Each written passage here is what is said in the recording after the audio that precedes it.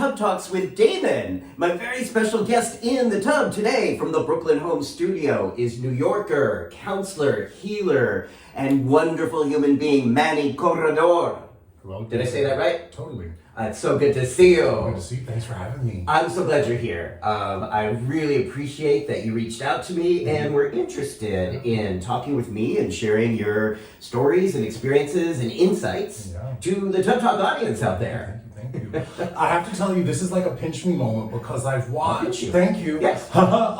You and actually some of my friends have been on your show. Ooh, which friends? So Richie Duarte. Oh yeah. Oh, he's great. Yeah, he is. Alex Cheeves. Oh yes. Kirshner. Yes. Oh. And there's one that I can't tell you who it is on screen. Okay. But I will tell you who it is later. Absolutely. Ooh, okay. Ooh, the mysteries. So those are some, I love all these interviews. And what I really love about the guests you mentioned and is that they are all contributing to the world in a way that is unique and powerful for them. And I think you're doing that too. And that's why I love doing these interviews. I didn't even know when I started this series that it was going to sort of be like my antidote to the nightly news, where a lot of things are portrayed as hopeless, but I think the people like yourself and the people I've talked to who you mentioned have really illustrated ways to move through trauma and experiences in a way that helps them and helps the community around them. So I want to get into that with you. Before we do, I'm going to ask you, what do you like most about your body? All right, Damon, this question, it's evolved over the years. In my 20s, I was cheerleading and figure skating, so I had a big old butt. And so that was it then. Your butt? Yeah, then in my 30s, I fell in love with my penis. Yeah. I call it extra medium, not small, not large, just right. And now, Damon, I look in the mirror, and every now and again on a good day, I give myself a little wink. I like that. What do you see when you're winking? Oh, do you know what? It's a work in progress. Yeah. But it's currently a pretty damn good one. Yeah. So you like your body. You like winking at your body. I do. And you like your penis size. I do. I love hearing that. Because honestly, so many men, sometimes in this tub, and definitely in my office, talk about being insecure or feeling not good about their penis size. Wanting it to be larger, and then those with large penises sometimes wish it was smaller, and it just seems like it's this perpetual, Goldilocks kind of thing. Yeah. Too big, too small. How did you get comfortable with your penis size? All right. Well, in a roundabout way, the way this happened was, I just kind of had to look in the mirror, and also from having a pretty healthy sexual life from 20s forward, say, well, this is what it is. Yeah. Let's enjoy it.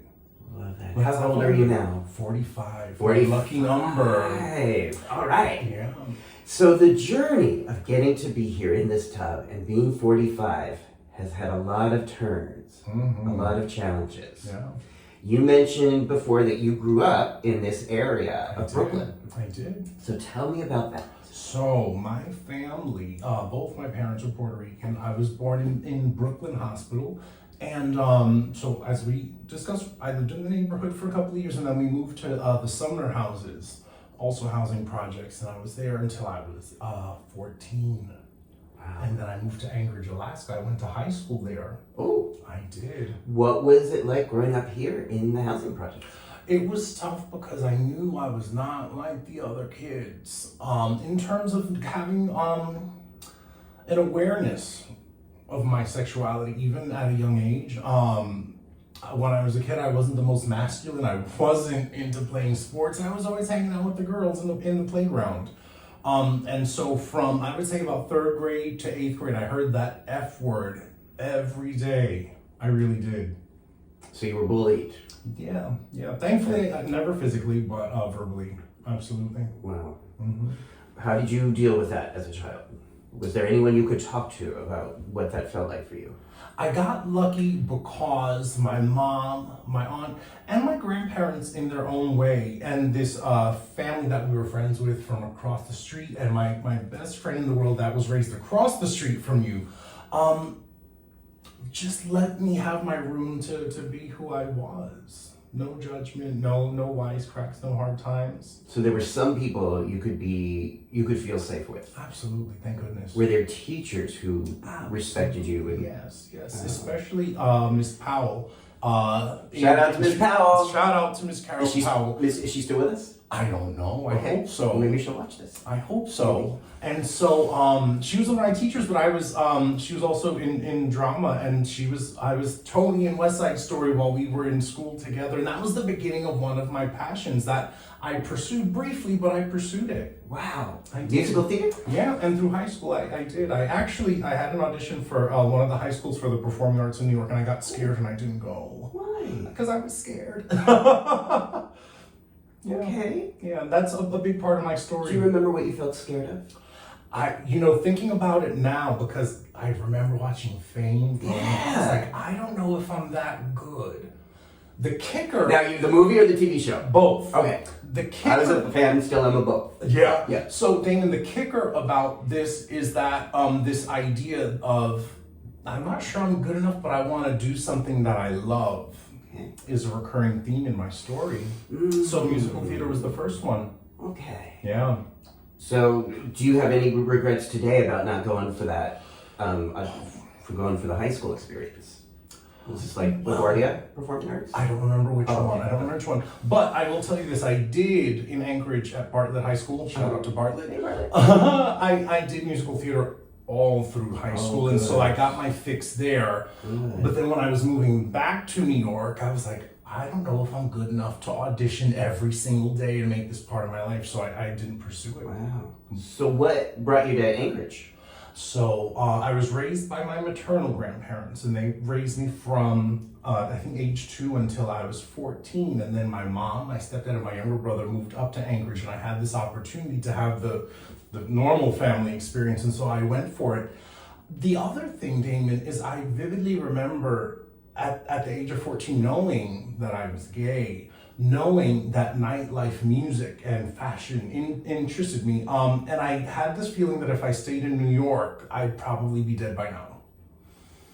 Because of the... Just at the time. Well, I remember hearing stories about people being 15, 16 getting into clubs, and if I could, why not? And then there was AIDS, HIV, which I was aware of. I didn't quite understand it, but and then, I come from a long line of addicts. So there was that kind of sort of awareness as well. So you just had an awareness at that young age that staying in New York, getting into nightlife could be detrimental. Yeah. Could be damaging. I could. What was it like in Anchorage? It was beautiful.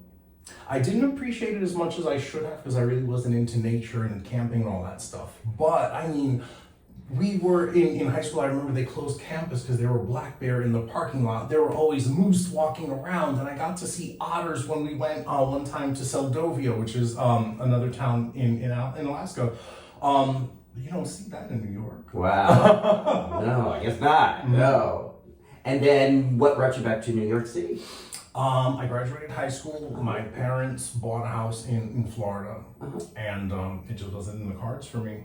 I wasn't going to go to school. I didn't do college. So back to my grandparents' house. Okay, so you went back to your grandparents' house. Yeah. Was that here in Brooklyn? Same place. They've been there since I was 2. I'm 45, 43 years in the same damn apartment. So they're still in this neighborhood? They're still in the neighborhood. Oh my goodness. Yeah. Okay. Wow. Ooh, small world. Yeah, really small. Okay. So then you came back to New York City. You said you did not pursue college. Did not. What did you pursue? Many years of lots of different crazy jobs, lots of retail, beauty. I worked in doctor's offices. I was a go-go dancer, restaurant manager, host. Oh my God, I did everything. Yeah. Any of those feel like the thing that you felt like you really wanted to do? Any of those really grab your passion?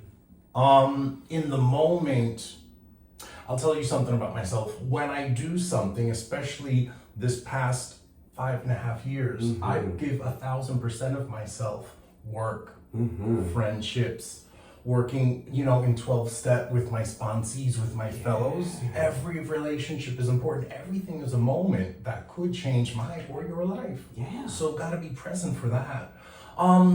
So with all of those jobs, in the moment, I just really cared about what I was doing. Even if I turned out to be a rotten employee sometimes, because I was drinking, I was doing, the party drugs at the time, and that comes later in the story. Okay. But I ended up working as a cheerleading coach and choreographer for a couple of years, and I worked as a figure skating coach and choreographer for a couple of years. That's got me right here. Wow. Until I became a counselor. That one really got me at the heart. Wow. So the figure skating coach. Yeah. And what the cheerleading coach. As well. These are both things you've loved. These are both passions you've had. I always loved it as a kid. I remember in 1988 watching the Olympics with my Aunt Carmen. Shout out to Titi Carmen. But I remember just being fascinated and loving it. But, a kid from the projects, who's going to cheerlead, who's going to go figure skating, right? So we get through the early 20s, and I got somewhere around my mid-20s. I saved a couple of bucks. I got some skates, I got a coach, and I pursued it. In 2008, I did a couple of competitions, nothing fancy. They were at the adult level for folks 21 and up. And I did it. I wanted to do it, and I did it. Got a couple of medals. And with cheerleading, shout out to Cheer New York and to Gotham Cheer. Yes. So that was the chance I took in my early 20s. I went to a tryout for Cheer New York. I was with them, I think 2002 to 2008 on and off. I was with Gotham for a couple of seasons, and these old bones just can't do it anymore. Sorry to hear that. It's all good. So when did you start? You said you knew you were different as a kid. You were being called the F word all the time. Yeah. Did you know what gay meant? Did you understand what attraction to men, what that actually was while you were being called all these names? In hindsight, I remember the Marlboro Man being one of the first men that I just couldn't stop looking at. And I remember, being a kid and it was just looking at people and just stopping for a minute and going, wow, okay. I didn't know the connection until I got older that, gay meant this and this is what I am. And so did you, before you moved to Alaska, did you have any experiences, physical or sexual experiences here? There was a little fooling around one summer, There was. Okay. What was that like for you? It's like being here. It was like, pinch me, is this really happening? Yeah. Okay. Yeah. Was this someone who you were connected to as a friend, or was this just like a one-time thing? This happened one summer that we went to Montana because my aunt was getting married. And without giving all the details. About how old were you? Oh, goodness. Just before high school, maybe? Okay. Yeah. And had anyone ever talked to you about HIV prevention or safer sex at that age? No, I really don't even remember anyone having to talk about the birds and the bees with me. So for that and socializing and now a lot of the very basic adult responsibilities, I kind of figured them out on my own. Yeah. Okay. How about in Alaska? Were there any experiences or relationships? There were experiences, absolutely. What were those like for you? Well, I've always had a thing for older men, so so navigating that was a tricky one because I was a teenager at the time. But then there were a couple of classmates, schoolmates that were about my age, and we had opportunities to hang out and to explore and get to know each other. Great. Were those also pinch me moments, or absolutely they were positive for you? Do you know what's funny, Damon, is that when we talk about these pinch me moments, like from the beginning of my adulthood, adolescence, and then we'll get to the drinking and the drugging, but after that, now in sobriety, every encounter is a pinch me moment. Wow. Yeah, it's amazing.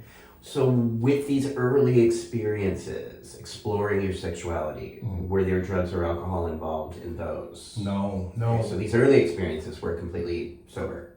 One time in high school, I was at a party because I worked with older people at this clothing store at the mall. And I don't know what I drank. I know it was brown. I know when I got home, the room was spinning. I had to lay down on the floor. I got sick. And that was it. No smoke pit, no smoking weed, no acid. None of the stuff that some of my schoolmates and the older kids were doing. It just wasn't a thing. I wasn't curious. Wow. It wasn't a thing. Okay. So you were around it, but it just wasn't really curious. And you said you had an awareness of a family history of addiction? Yeah. Okay. Yeah. So then can I ask you more about this journey of addiction and recovery? Is that okay? Yeah. Okay. How are you feeling so far? Fabulous. Still feeling good? Okay. Yeah. So you came back to New York in your 20s. Yes. And you had all these different jobs. Some you really liked, some you were really good at, some you didn't. Yeah. How did drugs and alcohol start to play into this experience? So, and I remember it was by 42nd Street and 8th Avenue, they would do the fake IDs back then at like the head shops or the tattoo parlors or whatever. A really bad one. Somehow Splash, remember Splash? I do remember came, Splash, yeah. They would let me in pieces, let me in. Yeah. And it wasn't a thing about drinking. I would have a drink here and there, and with one drink, I was tipsy. But it was just that, again, no one taught me about, okay, as an adult, you'll have this freedom. With this freedom, you'll be able to explore X, Y, and Z. So it was just this curiosity to be around other people that identify as I do. And I was, in my late teens, early 20s, my hormones were raging. I just wanted to be around men. Right. Yeah. And for the most part, we're young, our hormones are raging, and there's really not a whole lot of non-alcohol related social activities for horny gay men back then, and I don't think even now. Well, the kids today have it a little bit easier, and a big part of that, Damon, is on MTV. There were certain shows, there was Sex in the 90s, and they had some people that were gay that they interviewed, Pedro Zamora on The Real World, and then the other gay, queer people that would be on that show. So I was like, okay, I'm not the only one, right? Yeah. Right?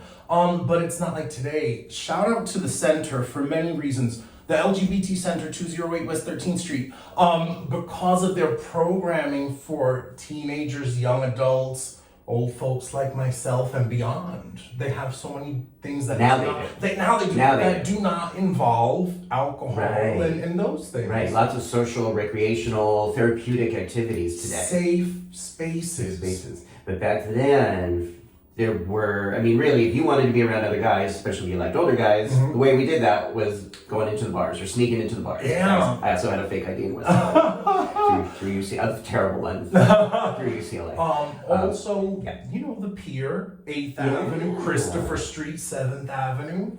Thankfully, I didn't discover Hell's Kitchen because I'd probably be dead by now. How come? Oh, well, because some of these neighborhoods now, with crystal meth in particular, all the other drugs, not that drugs were ever a good thing, but we would go to the Roxy, we would go to Limelight, we would do what we did, and then we would go home alive and in one piece, thank goodness, and hopefully make it to work. Yeah. Sometimes So it would kind of like the night would end, right? The party would be over. Yeah. You'd try to get some sleep and then go to work the next day. Yeah. Whereas with some of the drugs today, the experience and the party goes on and on for days and days, and it takes a toll. Yeah. Okay, so you started with alcohol. Yes. And then what came next? So I had my first boyfriend, I was about 19. We were together for 3 years. He was 10 years older. And in New York? In New York City, yeah. And we would do different social activities. And sometimes there would be drugs around, but I just didn't do it. It wasn't my thing. I didn't have a curiosity for that at the time. I just wanted to dance and be around all these people. And so what happened was I started working in restaurants and bars in my early mid-20s, right after September 11th. And I was introduced to cocaine. And that dominated my social activities, my life for a long time.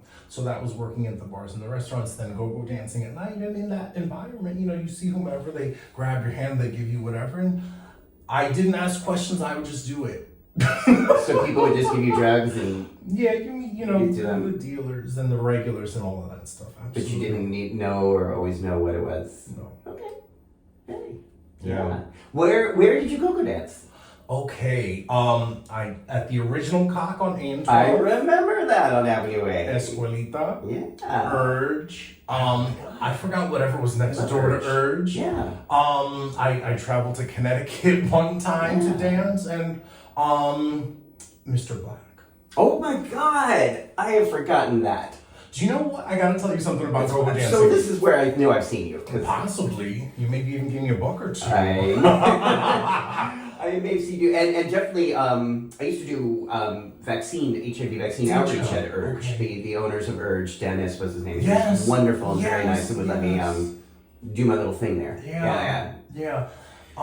And shout out to Caswell, because Caswell, oh my God, that's another name for me. he would book me for weeks at a time. And you know, at the time, Damon, I wasn't going to the gym, so I wasn't buff. My dick wasn't hanging down to my knees, but I would always show up, and I would show up on time. So I think my punctuality, absolutely. Yeah. I think that may have been a big part of why I did some work for a while as a go-go dancer. Yeah. So people would give you drugs. Now, are we talking like powders, pills? Yeah. Ever any shooting? We'll get to that. Okay. Yeah. Sorry, Mom. That's all right. So this was then throughout your 20s. Yeah. And okay, so was there ever? What did you like about this experience? What was pleasurable about these experiences? Oh goodness, Damon. With the Roxy and the Limelight in particular, I remember just these humongous rooms, and at the time it was mostly men.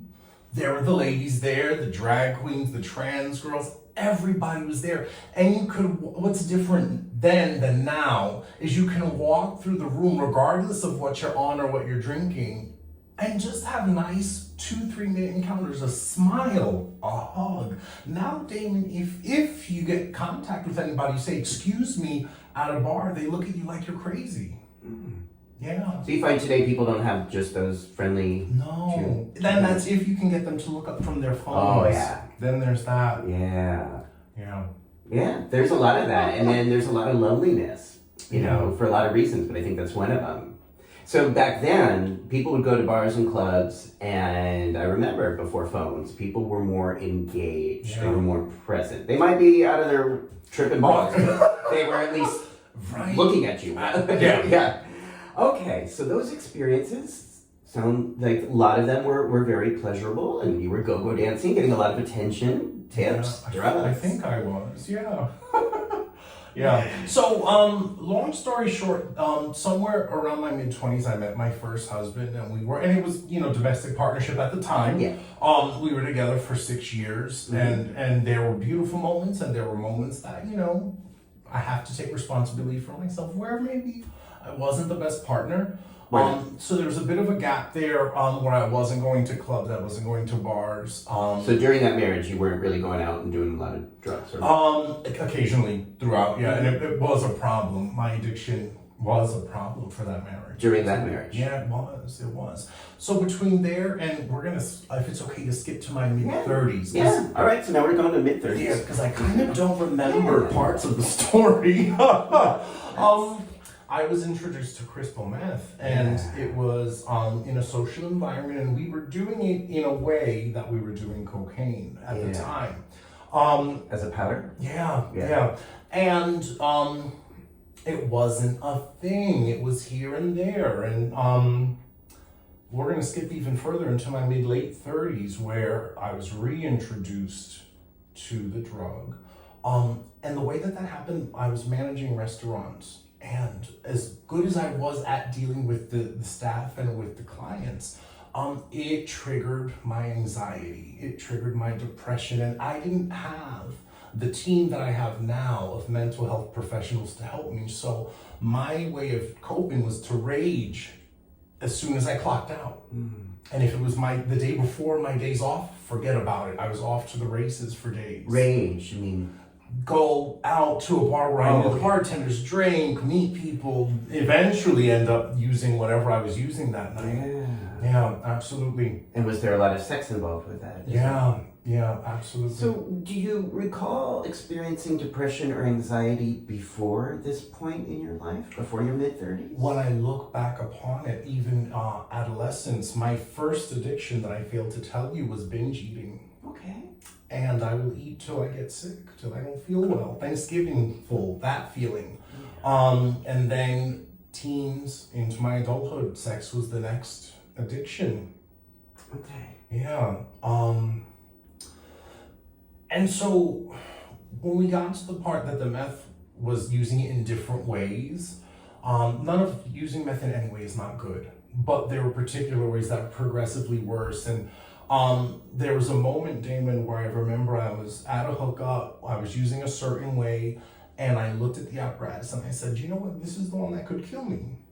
But I did it anyway. So there was no investment in myself, there was no value, no self-worth. What gave you a sense that this could be deadly?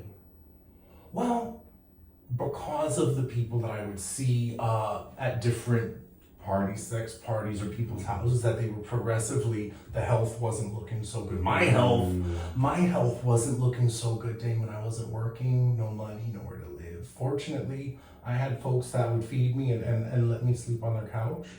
Okay, so you started with crystal meth in your mid-30s while you were still actively working. Yeah. And then I'm hearing it progressed to the point where you were using regularly and were not working. Yes. Were you losing jobs because of the drugs? Absolutely. Yeah. Okay. Yeah. And did you have a partner at this time? So I did. I was dating somebody, and the story goes like this. We were together for a couple of years, and the relationship didn't work. I moved out. I got Bell's palsy, and I wasn't taking care of myself because of the drug use. And so he was kind enough to let me move back in if I took care of the dog that we had together. And so again, a place to crash, a plate of food, and the doggy love. Okay. Yeah. And so I was lucky that way. And then what happened next, Damon, was I went through a really, really bad bender with meth. I had a dream, and in my dream, I saw my veins. My veins looked metallic and silver, and something, Damon, was rushing through my veins. And then when it got to my heart exploded, and I died. So that was that. I went to my grandparents' house in a psychosis. They let me stay with them, and I remember waking up about a week and a half later. I went to my doctor over here at Center for Special Studies, shout out. And I was encouraged to go to the emergency room on York and 68th. I made it there. This was a week after your About a week and a half, yeah, after the last use, yeah, maybe a little bit longer. And I went to the front desk. The young lady asked me, how could she help me? I said, I want to die. And Damon, a thing that I skipped was on the train crossing the Williamsburg Bridge going to the clinic. I had a moment and I said, well, I'm either going to try something different to make my life better, or I'm going to come back and jump off the bridge. So now we went to the clinic. We're at 68th and York. I was in the emergency room for their mental health patients for I think a day or two. At one point I woke up and my primary care doctor was standing above me. She had my hand, she patted it, and she smiled. I was asked what I wanted to do, Damon, and so what I did was I said, I need help. I had this vision, Damon. I was gonna be in a beautiful white room overlooking the East River for a couple of days. I was in an ambulance in a stretcher. I didn't know where the hell I was going. And I was panicking. Wait. So you told them you needed help. Yes. You were under supervised care. Yes. And when you told them you needed help, they sent me off to a facility in White Plains, New York. Okay. When you say you were in a stretcher, were you being restrained? No, thank goodness. But I was definitely laid out on the bed. So this was a voluntary... It was a voluntary choice. hospitalization. Yes, it was. But it was still scary. It was. Confusing. Yeah. And they weren't telling you what the treatment plan was or where you were going? And if they did, I don't remember. Okay. So I'm in White Plains. And when I found out I was in White Plains, I relaxed because I used to work in White Plains. And so I said, okay, I know how to get myself back home if I need to. There for 10 days. And the best part about this experience, Damon, that I never had, just get up, just make your bed. Go to see your team, counseling, groups, occasionally call my loved ones, occasionally get a visit from my loved ones. And to do that for 10 days, that rhythm where I didn't have to worry, I didn't have to take care of myself, somebody was taking care of for me. Somebody was teaching me how to take care of myself, how to be consistent, and the benefits of consistency. All right? So are you ready for the lightning round of my story? I'm ready. I'm ready. Okay, Don't go too fast. 10 days are up. And so I was asked, well, what would you like to do? And this idea of continuing treatment away from New York City sounded very appealing because this center. I don't remember the name of it. It was in White Plains. I was treated so well. I thought I'd be able to continue that. I was in a car. We were driving at least 45 minutes. I don't know where we were going, to an inpatient men's facility. Being around any kind of man, heterosexual, homosexual, if there's too many of any of them, it's anxiety triggering for me. So I was like, all right, let's do this. So I got to the facility. I was there for 4 days. Our program was being merged with another one.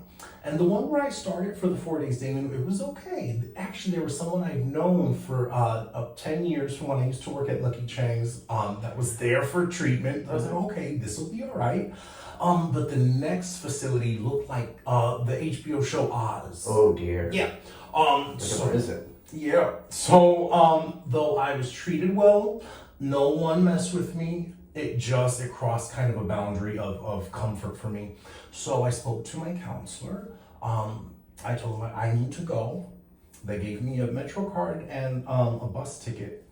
And so I got on the bus. I was on the bus for a long time. I got on the train, and the first place that I went to, Damon, was I went to the center.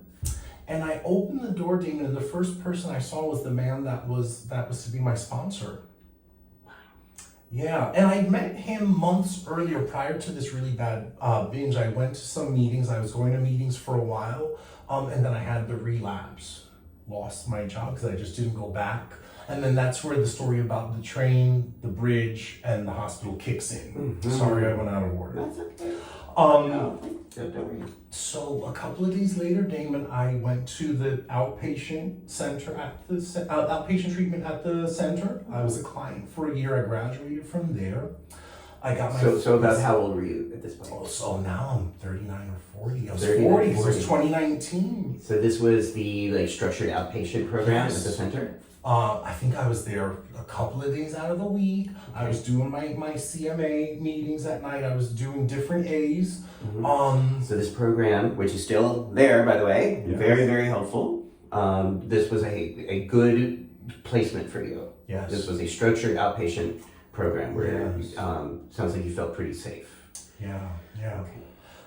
You know what? A big chunk of my story, the way that this has worked out for me for the past 5.5 years of abstinence from my drugs of choice, from being able to go to school, and I'll talk about that, and relationships, all kinds of relationships, came from a curiosity, Damon.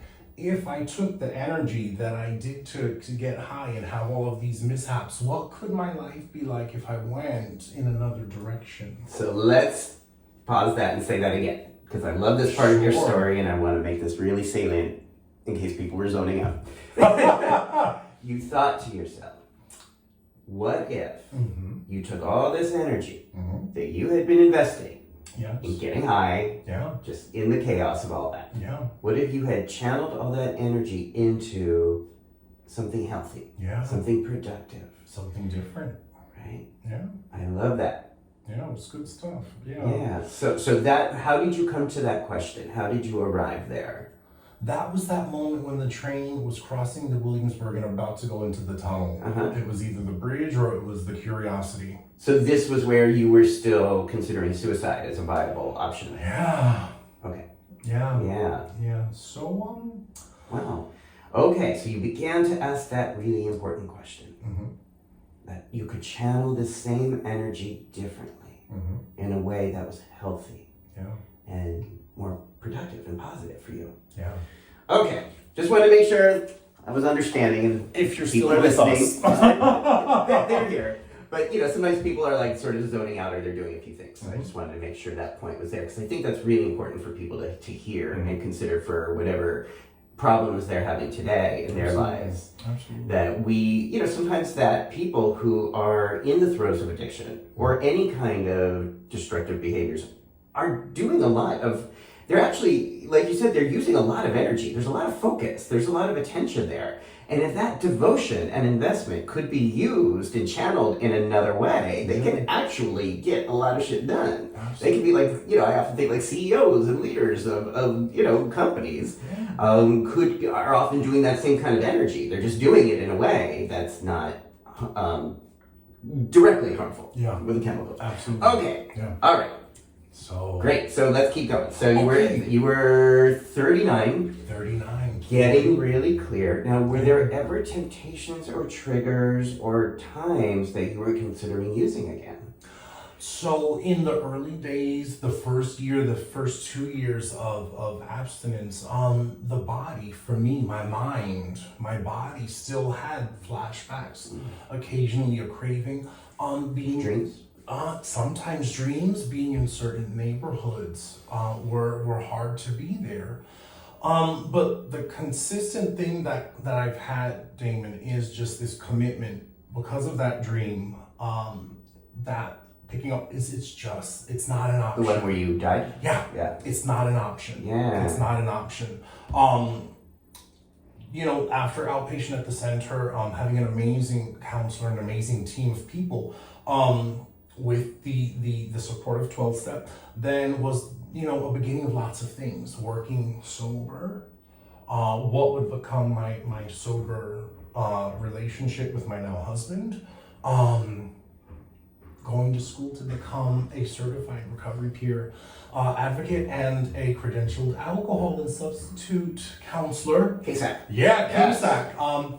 Shout out to Recoveries Are Us and Miss Connie. And the people at Access VR, because they helped educate me and show me what were my options. I was able to go to school for free at night, part-time, while I was working full-time during the day and squeezing in the relationship, squeezing in work. So you were working and going to school, getting Yes. your KSAC. Yes. Again, I forgot what that stands for already. Credentialed alcohol and substance abuse counselor. Okay. Yeah. What made you want to pursue that? Your KSAC. Every type of work that I've done, the best part about it has been the human contact, the experience, trying in a way within any job I was doing to make somebody's day a little bit better. Going through 12-step and still being in 12-step, the impact that has had to make my life better, the people that have helped me, to be a resource, to just be there. Nowadays, Damon, when I go to the rooms of CMA, just to be there with a little bit of time, a little bit of knowledge. If you have questions, I'm here. Sponsorship, let's talk about it. Fellowship, on occasion, let's do it. It's just, I've been so blessed and so lucky. I want to share. I want to go, hey, this is an opportunity. If you want it, it's here. Try it. Wow. See what happens. So this instinct you've had to serve, to make people's lives better, it sounds like that was also there in those earlier jobs we talked about, the coaching. Yeah. Even service work, is often about trying to make somebody's day better. Yeah. Trying, to serve or help them in some kind of way. Absolutely.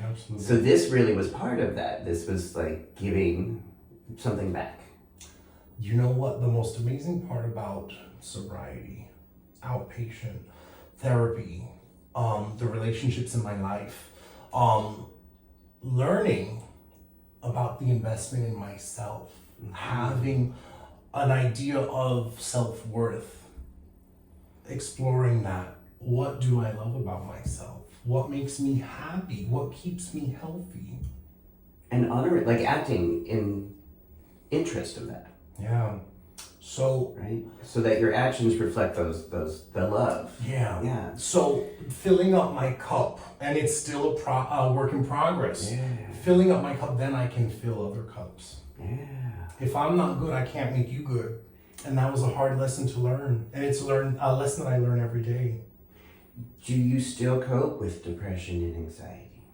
Yeah, it still it presents itself periodically. I have seen a psychiatrist. I have been off of my mental health meds with help from my team.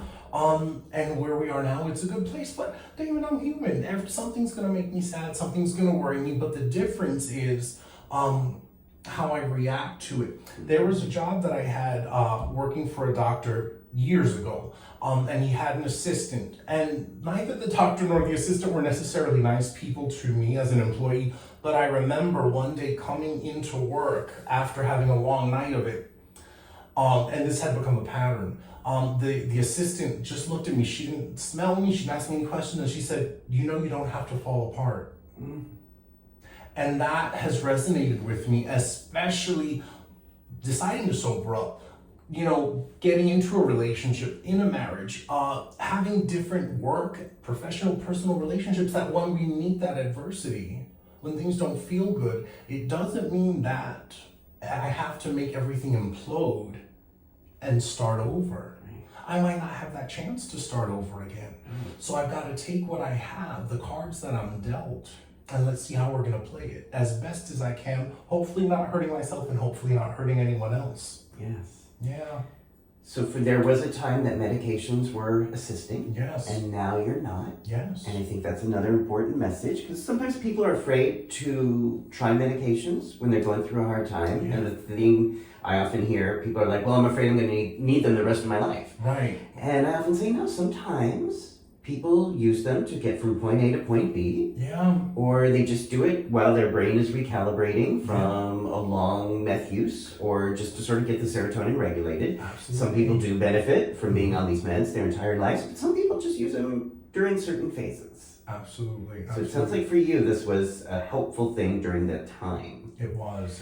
And now you're not taking medications for depression. That is anxiety. correct, but I still maintain regular visits with my therapist. So that was my next question. Yes. So what does your self-care, your mental health look like now? So every 2 weeks I see a therapist. Yeah. Shout out to you, you know who you are.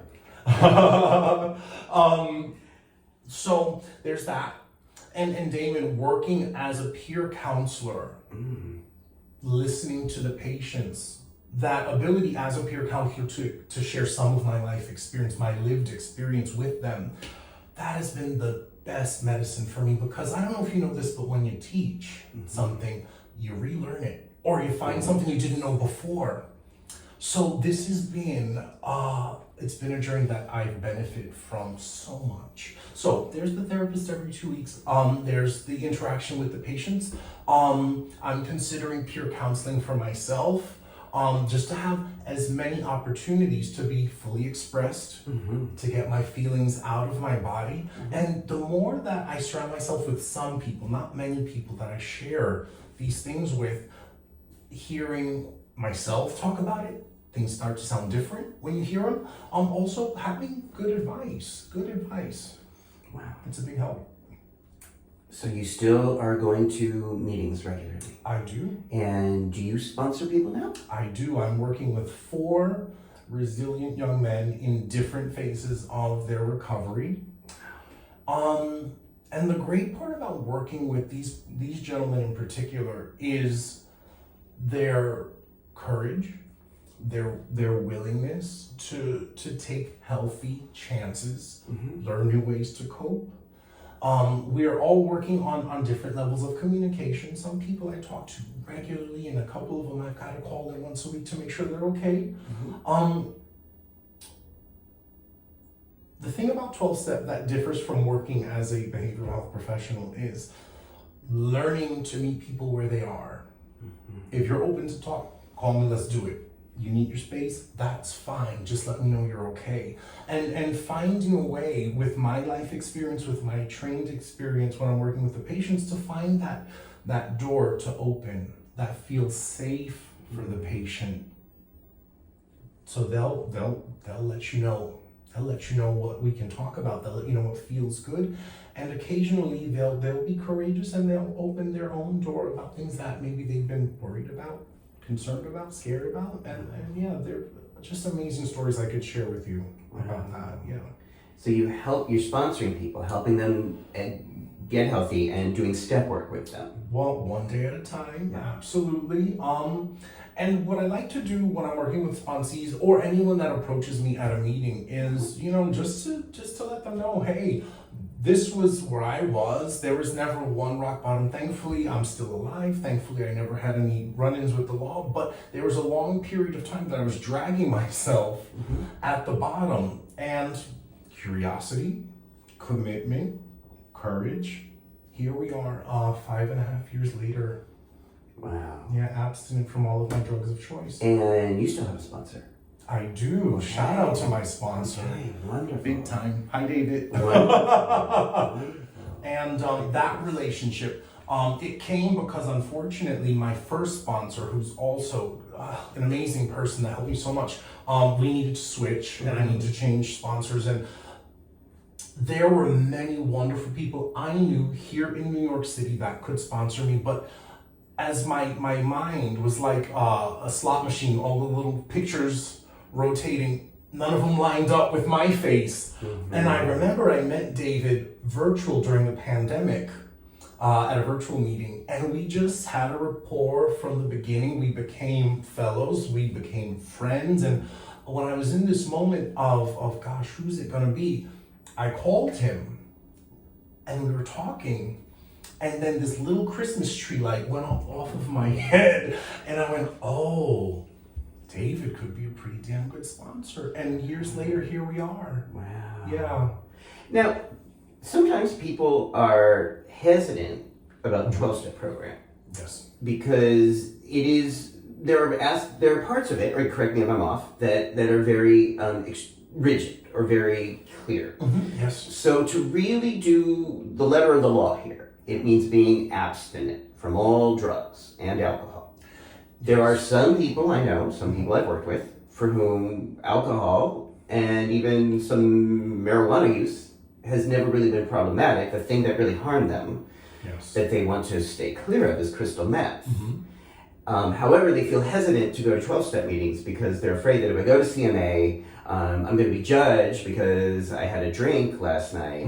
So either I have to say that and be judged or lie, which is like, why do going to 12-step meetings is you certainly don't want to lie, but they feel like they're kind of in this middle ground where they can't be completely transparent, even though they do gain a lot from the program and from working the steps for crystal. What would you say to that? In my experience, and I can only talk about my experience, in the beginning, abstinence from everything worked for me. That was my choice, to not to drink, obviously stay away from the drugs of choice. And incidentally, it is encouraged to not have a relationship or sex within the first year of sobriety. It just so happened that I just wasn't dating or hooking up for, I think, maybe the first 9 months to a year. But I was never told don't have sex. With that idea of meeting people where they are, when it comes to being a fellow, a sponsor, working with the sponsees, I gently suggest try to not engage in any mood or mind-altering substances. But I have fellows that do not identify as alcoholics and they have their glass of wine. I do have fellows, some of them that have their medical marijuana, and they do that. I know of fellows that also experiment with psilocybin as a medicinal treatment. I can only tell you I'm responsible for my journey. It's not for me to decide what's good for your journey. It's just a gentle suggestion. I like to talk about my experience because that's all I know. I don't know about the other guys and what they've done, the people that have 36 years, which is beautiful. I can't speak to that, but I can tell you from going to having nothing and virtually being homeless and unemployable to where we are today, that I can talk about. Beautiful. So that worked for you, and you're willing to have conversations with people for whom they might be practicing more of a harm reduction strategy than an abstinence model. So that's really great to know. I think, again, I say this because I always encourage people to try CMA meetings anyway, because I think there are folks like yourself who are there to offer insight and guidance who may not be 1,000% abstinence-based. But can be appreciative of the journey and practicing harm reduction. Like, all right, you're here because you don't want to use crystal. You're here because you want support of not dying from meth. Let's do that. Let's work that. Yeah, you brought up a really good point. Something really interesting is not going to a program, to an A, any of the A's. It's not about getting there and being labeled. It's not about feeling condemned. It's not about feeling judged. It's about sitting in a room for an hour, sometimes an hour and a half, hear the stories. Does it resonate? Does somebody's story and the ways that you've dealt resonate?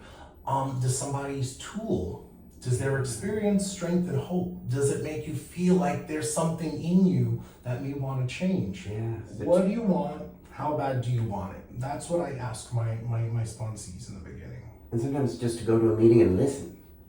That's okay too. Yeah, and right? you know what, Damon? Somebody said recently, I'm sober just for this hour. It's an opportunity to sober up for an hour or an hour and a half, depending on the meeting. Yeah. Yeah. Absolutely. Yeah. What about the God part? Some people have issues with God. They're really feeling uncomfortable with the God stuff. What do you say to them? Oh goodness, this is a beautiful question. There's something for everyone. There are agnostic meetings. There's also smart recovery that I've done some research on. Yeah. And from what I understand, smart recovery takes the responsibility of myself for my sobriety, the fellowship, but it takes out the higher power God part. Yeah. If I'm not mistaken. Yeah, so smart recovery is definitely more on the harm reduction side, and it uses a lot of cognitive behavioral tools to manage impulses and triggers and responses to the triggers. Absolutely. So it really, that which is very similar to the work I do in my office, is kind of using cognitive behavioral tools to improve your health, your life, your quality of experience. Yeah. So smart recovery, but in smart recovery, right, they're not really God-based, and they're definitely not abstinence-based, unless that's the person's goal, and that's fine. Yeah. So, wow, thank you. Thank you for sharing this. Absolutely. So if somebody was watching this and thinking, you know, I don't know, maybe I'm not sure, I think my drug use is getting a little out of control, but I don't really know, I'm not sure what to do, what would you advise? Is to look for that curiosity. What would it look like if ... Healthy chances, healthy risks. And by that I mean, you know, what do we have to lose just by sitting at that meeting? What do we have to lose to go? New York City, and I can tell you this as a patient and as a client, has so many programs. You don't have to have a dime. You can get a doctor, you can get financial assistance, you can get food, sometimes you can get housing, you can be connected to different resources that relate specifically to your needs. You know, working at my most recent job and one prior to that, I was dealing with people that were in domestic violence, lots of cases, especially with women. Also, at my previous job in the Bronx, shout out to Acacia Network and Promesa, working with folks that weren't just LGBT. I was dealing with heterosexual men, some that in some cases proved to be homophobic, but got past that, and on a human level, were able to accept the help that I was offering. So that's that deal with that. And then coming back to the God part, specifically as it relates to 12-step. 12-step can be just about anything you want it to be. You just gotta have that curiosity, the willingness, and then when you get to the steps, you'll learn about what else is suggested that will support and facilitate the journey.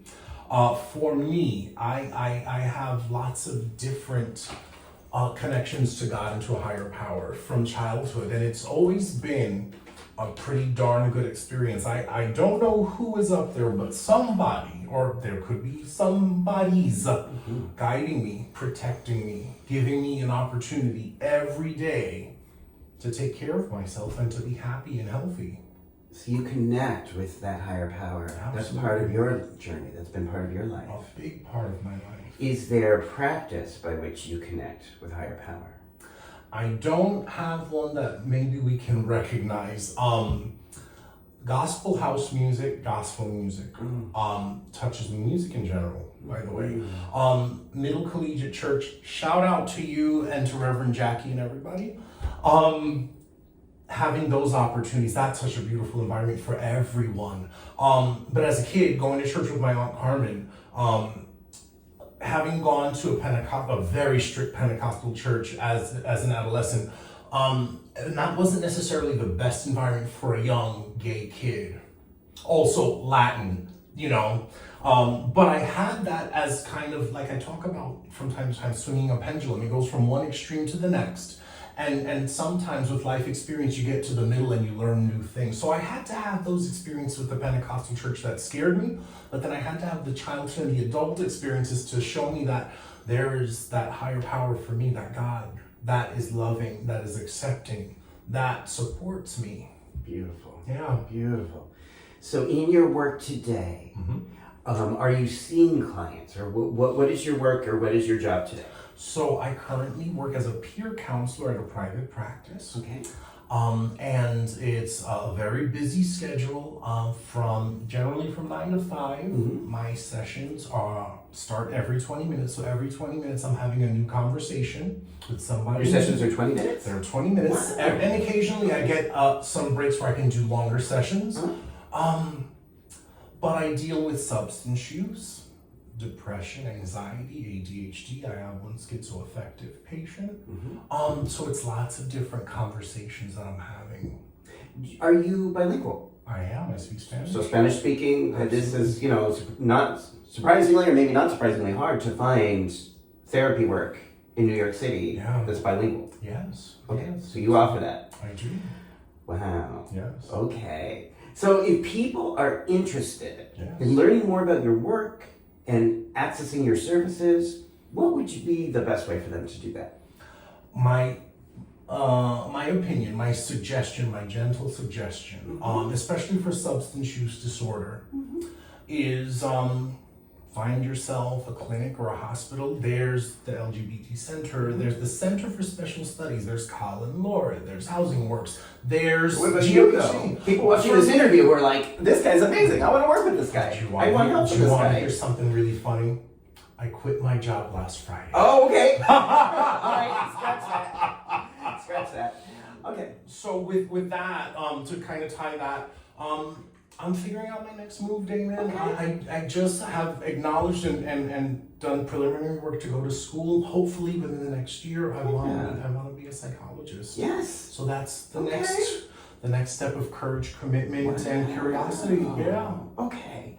If anyone has a question for you based on something we've talked about today, are you comfortable with anyone asking you or reaching out to you? Okay. Yes, So would by email be okay? That would be fine. So if you're watching this on YouTube with Manny's consent, I'm going to put the email right down below so you can ask Manny a question, because there may have been things you explained, but people may have more questions. Absolutely. Or, I don't know, want a little more advice or guidance. Yes. I hope you do. I personally and professionally hope you will continue on this journey, because I know your energy and your wisdom and your life experience is extraordinary, and your empathy and your kindness is extraordinary, and I think you have so much to offer. And I think the mental health substance abuse community needs providers who are authentic and human and kind. Yeah. There's not enough. Yeah. We need people who can be nice, naked and nice and smart. Absolutely. Yeah. Is there anything I haven't asked you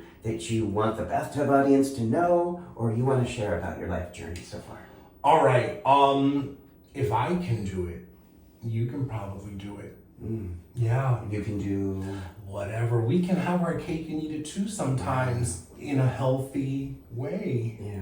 We can be a student, we can be a husband, a wife, a partner, we can be a friend, we can be a fellow, we can be a sponsor, a sponsee, we can be a doctor, a dancer, whatever you want, a coach. Dancer. But we're not gonna know until step one is a big one, right? This identification. Step two can be harder, putting that motion into action. Wow. Doing it. Yeah. Wow. Just try it. So if you're saying you've done it, Yes. people watching this can do it, you stayed off that bridge, Yes, thank God. and you channeled that energy into something very different, something very loving for yourself and for the people around you and the clients you serve. Yes. So you're saying if you can do that, someone who's watching this can do that as well. It's possible. Yes. Okay. If someone's living in an area that's not New York and they're thinking they might want some help, is there would you say they just Google local clinics or local areas, or how would you suggest people get help? I am not very computer savvy, but this is what I do, Damon. I type in details exactly what I'm looking for. And to date, something comes up. Yeah. So it's trying different tags, keywords. We're lucky in New York. Also, other major cities. Talking as a gay person, the resources and the different communities within the cities, we're lucky that way. But if you're somewhere in the middle that doesn't necessarily have those, you got to do maybe a little bit of extra homework. Yeah. But there's got to be something. There's got to be something. Okay. I hope. And I would say also, if people can't find something in their local area, the great thing about the times we're living in is that you can still attend meetings virtually. Right? You can attend meetings anywhere. Yes. Gay and Sober is a huge resource that if 12-step-in meetings are the way for you, globally, you can find a meeting almost any time out of the day. Beautiful. Okay. So thank you. Thank you for taking this time. Thank you. Thank you for sharing this wisdom. And I'd say for people who want to learn more, well, subscribe down below, because a lot of the interviews that have been in the tub, a lot of the guests, as Manny mentioned before, are people who are making a difference and finding the path that's right for them, often through sobriety or harm reduction, or just being mindful about what we're doing and why we're doing it. There's about 160 of these interviews that people can watch or just select on their own. And I hope that if this is interesting to you, you think about for yourself, what would be one step, at least one thing you can do to make your life healthier. And if you pivoted some of that energy that you're using into a problem you're having and try to just pivot that energy into mindfulness or healing or therapy or meditation or 12-step meetings, perhaps your day might go a lot better. Would that be fair to say? That's fair to say. All right. Thanks for watching, everybody.